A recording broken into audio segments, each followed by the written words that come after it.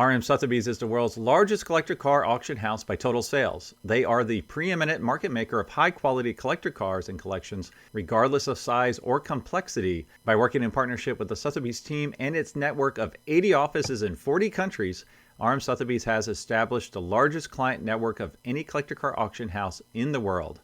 Join the RM Sotheby's family by connecting with one of their car specialists at rmsotheby's.com or contact me directly at GStanley at rmsotheby's.com. LLC TLC is here to save you money on all of your vehicle purchases.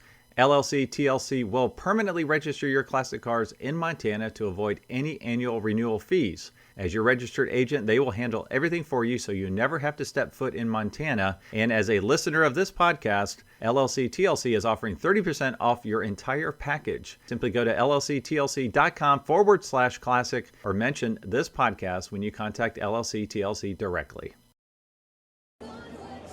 All right, so welcome to the Collector Car Podcast. I have Riley Hopkins here with a car that he built, and I want him to tell us all about it. So take it away, Riley.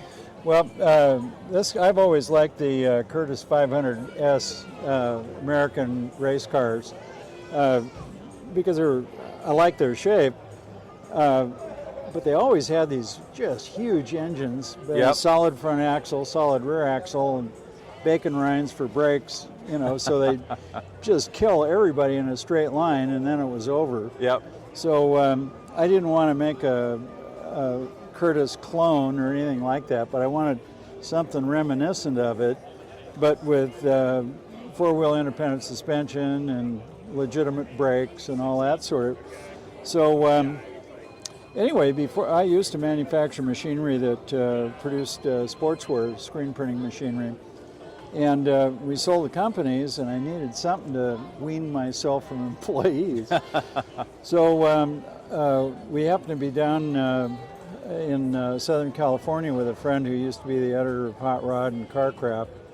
And we got invited over to Jay Leno's shop when he was going to be doing an interview with Ken Gross on a Saturday, so the place was closed.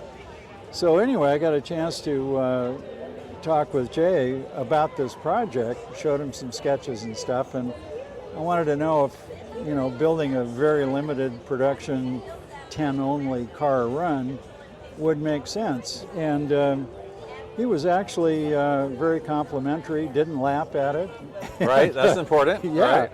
Yeah. So anyway, 8 years later, this is a car, and I built it 3 times to get it the way I wanted, because as you know, drawing is one thing, walking around it is completely different. Completely different, yeah. Now, what is the chassis like? What is it based on? Anything or completely fabricated? No, it's all my design. Okay. Yeah, I just started with a pile of tubing and sheet aluminum and had at it. But I'm not that great of a metal worker in terms of being able to make aluminum bodies. So I made this out of wood to begin with, and then laid it up with Mondo Bando. So did you make like a wooden buck? Yeah. And then did the aluminum? No, eventually? I didn't do the aluminum. Okay. This is actually fiberglass for the compound curve. Oh yeah, I can see it now. I can see it underneath there. Okay. Yep. And then I wanted motorcycle fenders, but I didn't want to have them slammed right on the tire like most motorcycle fenders you see. Yep. So I wanted it to look like it was a fender that was attached to the chassis instead of onto the wheel. Okay. Yep. So anyway, I fudged. These actually bolt onto the rear caliper mounts on the front there. So that's where the fender attaches. And then this is inboard racing rocker arm suspension with coil shocks on the inboard side. Yep. Which gets that out of the airstream and cleans that up pretty good. And then this is a blueprint detuned 5-liter pushrod Ford. Normally this is 340 horse, but since this is a 2,000-pound car, I had them detune it to 300. So it's a bulletproof motor, and it's not overstressed at all. Yeah, I heard you pull in. I was like, whoa, what is going on there? Obviously, we got big side pipes on each side. And oddly enough, those are 3-inch, 18-inch glass backs that I welded in there. Wow. This windshield, I wanted to have some curvature to it, And this wound up being the top 10 inches of a Volkswagen Super Beetle windshield. And I made cast up some uprights, and it's really worked well. Now tell me, what was the reasoning for this color that you picked? Well, I've always kind of been a fan of Screamin' Yellow and also Arrest Me Red. So there you go. The Mustang next to it has a special red. So that's your 66 Mustang Fastback next to it. This has got a little bit of fluorescent to it, and I figured I'd be successful if I drew bugs, and this is a bug magnet, so I figured I got the right color. So I see Willwood brakes all around. Are these big Halibran styled wheels? Yes, they're from Circle Racing. I've designed some wheels that I want to cast up, because this wheel and tire combination is over 80 pounds each, which is crazy. Yeah, so you got a lot of rolling mass. Yeah, you do. But I've always liked the Halibran kidney beans. Oh, yeah. So this was nice. And on the dash there, I didn't want to be crawling around underneath the thing, hooking up the electrics. So I put a piano hinge across the bottom, so the dash drops down. Oh, okay. And you can actually access it very nicely. So this whole dash will... Yeah, it just drops down. Hence why you have the opening there. Yeah. Oh, that's pretty cool. The piano hinge is all the way across the bottom. Yeah. So then fenders, these are 1032 fasteners, so you can pop the fenders off pretty easily. Right. Very cool. So it's been an interesting project. We've been busy on some other stuff, so I haven't gone after marketing this like we'd originally planned, but it's so still... So it's the goal to sell 10 of them, you said? Yeah. Okay. And no more than that, so it was a known value. So how do you title the car for road use, such as this? It's not sold with the engine. Ah, there we go. Yep. Yep. And is it dual gas tanks? No, it's one gas tank, just dual fillers. Dual fillers, okay. Yep. Very cool. A lot like Riley Hopkins. Yeah, that looks like Valerie. And the driver carries no cash. Would you... That's the guy I raced Formula Atlantics with. Oh, that's cool. He was racing for a cash company. Would you be up for firing it up real quick? Sure. Just to take a listen to it? Down here, but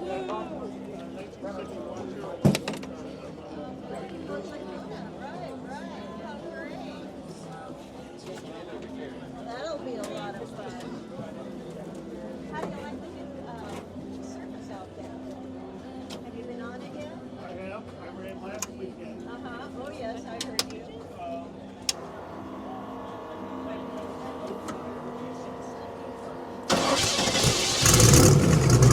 Ah, sounds great.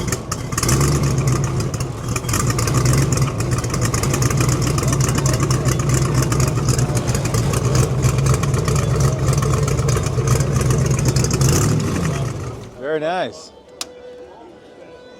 That's a fun deal. Oh, sorry. Whoop. It's always fun to get out of. Yeah. Once you're in, it's nice and secure. So question for you, what are you going to call it? That's a Flyer. It's the Flyer? Flyer. Okay. Well, very cool. I was going to call it the Riley Flyer, but Riley and Scott got a trademark on it. Okay. So, yeah. So the Flyer, one of one, hopefully one of 10. Yes. Yeah, I've got all the molds for 10. So, should be fun. We cast up our own door hinges and the usual stuff. Since I've been in manufacturing for a long time, making stuff in quantity is second nature. Well, thank you so much for sharing the Flyer with us. I love it. Well, yeah, thanks. And thanks for coming to this event. This is its second year. And the fellow, Niall STEP that has organized this. Really done an extraordinary No, it's job. amazing. Amazing show. Yeah, and for a second year, there's over 165 cars here. Well, while I have you here, tell me about your Mustang, because I'm Oh. a huge Mustang fan. I've got a 65 Hypo fastback. You got a 66 GT fastback? Yeah, and it actually it's about a 3/4 Shelby. It has the reinforcement Yep. subframe under the rear. Yeah, so you and, hit the little thing, you can feel, yeah. Yeah, and it's also got a lowered stance. And they put a Tremec 5-speed in it, which is really nice. I had one of these originally that had the 4-speed. Yeah, and mine you has a always 4. wanted some sort of an overdrive. You want one more? Do you mind popping the hood? Sure. It's I haven't done anything with it, so Sure. shield the camera from the dust. So it's an A code. Yep. Let me get my other hand in here. Pony interior. Aftermarket shift knob, after not. Hey, how are you? Yes, I do. I'm in the middle of an interview here. Nice to see you. Yep. A code. So this crossbar Yep. here, which was the famous Carroll Shelby design, Yep. found out later you can get it for $9 because it's the California export. Or I mean the Mexico Export brace. export. Yeah. You got a fiberglass hood. Yep. Very cool car. Yeah, it's nice. Well, thanks for sharing both your cars with me. Well, indeed. And thanks for getting a chance to talk. Yeah. And say hi to Jay next time you see him. Will do. All right. Perfect.